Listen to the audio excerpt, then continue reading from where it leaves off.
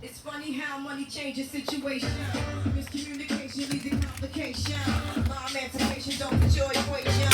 I was on the humble, you on every station. Someone play young loving like she done. But remember not to game, you want to see Van Done. I know all the tricks from Prince to Kingston. Like Kingdom, Major, Kingdom, one rock. To understand how boogie, not violence. But if the thing test me, run to the gun. Y'all take a friend to Ah.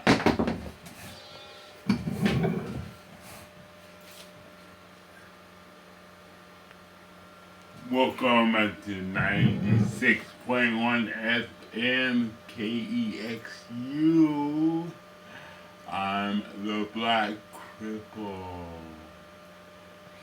Welcome to Porn News Network. That's PNN, not CNN, people. You got a little bit of crumbs, kick them down. We always need those blood-stained dollars because Porn Magazine is, in fact, Poe. We are the poverty scholars, criminalized, racialized, and always in struggle for $1. We're all the people you don't want to see, never want to be. Look away from me. But what you gonna do? Arrest me? We're in your city. So that's what's up, family. Tonight, this is the PNN KEXU News Hour. And we're gonna... Real news. The real news. The news that comes from the streets, the ghetto teachers, the corner preachers, and all the sister mama reachers. Yeah, we doing it real up in here because we in a crisis. It's a state of emergency. A state of emergency on our poor people, our black and brown people, all of our stolen indigenous territory, and we are reporting live from the stolen indigenous Ohlone Lashawn land known as Oakland. That's deep east to you and me. Oakland. So first we're going to start with our truth beyond the headlines. In the village of Huichin, we just experienced 12 eviction threats for poor families. That's calls into Porn Magazine because we mamas and daddies in the struggle, so we act as emergency advocates, or what my mama used to call revolutionary social workers.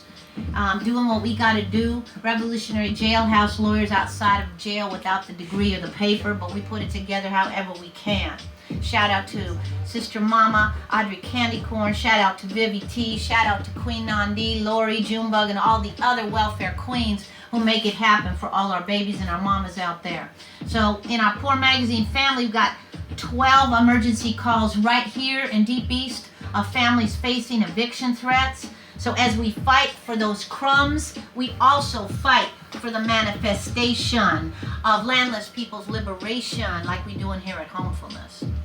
That said, in other headlines, 20 indigenous elders and youth were barred from seating at the recent showing, right, of a film.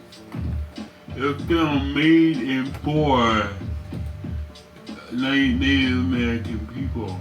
Right, and it was at the Metreon Theater, known for what? Known for police shootings, like Idris Deli.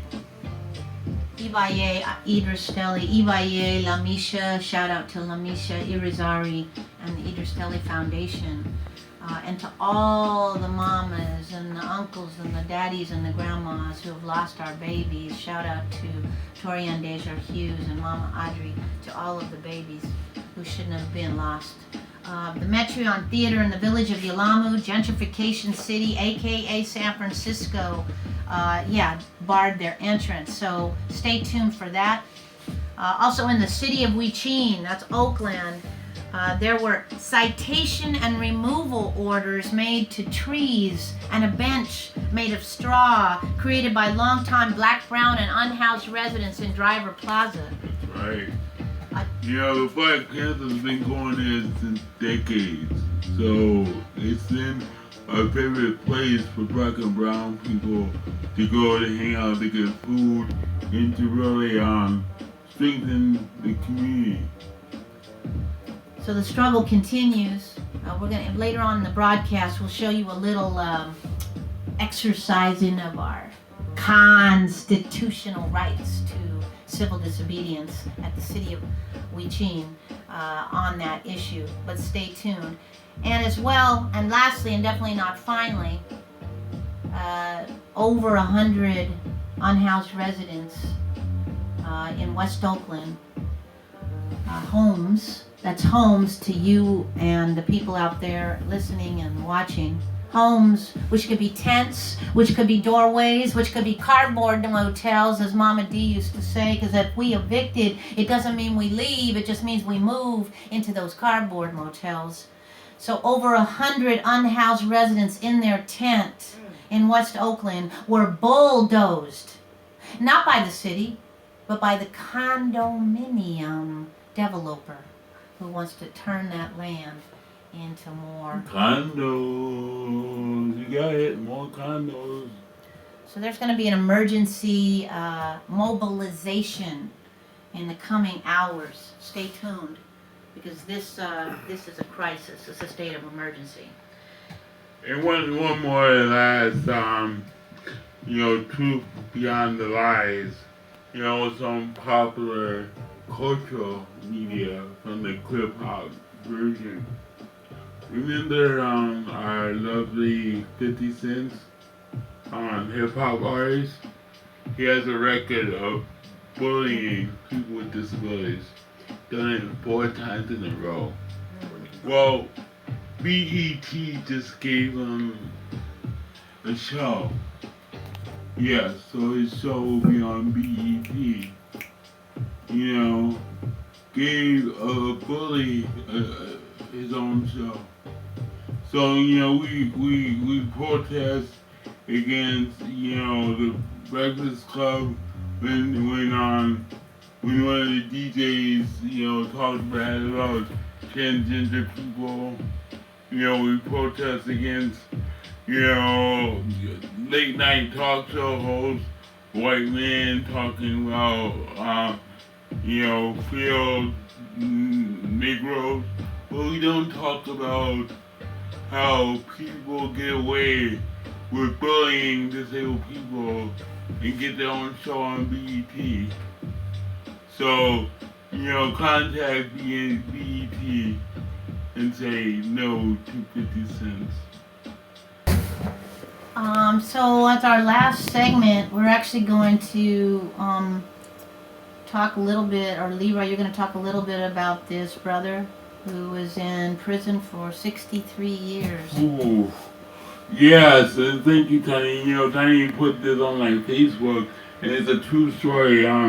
This young brother back in the 1963 or something like that, no, 1953, was convicted of what they say murder. Come to find out that he did not do it, and he has a developmental disability. So now he's about 73 or something like that. And what's so interesting about this case is that he rejected parole many times. It's like, no, I don't want parole. I want the state to say that they made a mistake and that to say that he's innocent. Because on parole, you say, okay, you go with the deal. Yes, I did it. Give me less time and stuff. But he said no parole. He's like, I want the state to say that I'm innocent and they're wrong. So it's a really unique kind of case. And I thought it was really intriguing because it's a typical example of poverty scholar, non-poverty scholar journalists, non-disability journalists, because even in the article and even in the people they spoke to, they were all befuddled. Oh, I guess he's just institutionalized and he wants to stay in prison. Yeah. No, actually, punks, he didn't want to take you BS, lying and criminalizing of him, and he was refusing to have his life be a waste, essentially, because he believes that he's innocent because he is innocent. And then, on parole, you're not free. You have to wear a band, you have to check in all the time, so you're really not free. Exactly. And he said, I didn't do nothing back then, and I'm still innocent, Exactly. So his voice needs to get out there. And last public service announcement too is that our brother Jose Villarreal launched Aslan Press, which is a press for Rasa, incarcerated Rasa in the other side of the razor wire plantations. We are, going to be doing a story on him coming out of the next decolonist. And here is an example of his beautiful art. And here's the card for his work. For those of you who are listening and watching, support this brother. He's an amazing cat, and we'll be talking to him again. He's part of our family in Prensa Pobre. So that's all for this segment. KEXU 96.1 FM. That's PNN, not CNN, people. Until next week, from the liberated Ohlone land we call homefulness. Dollars. Not as like dollars, but real power.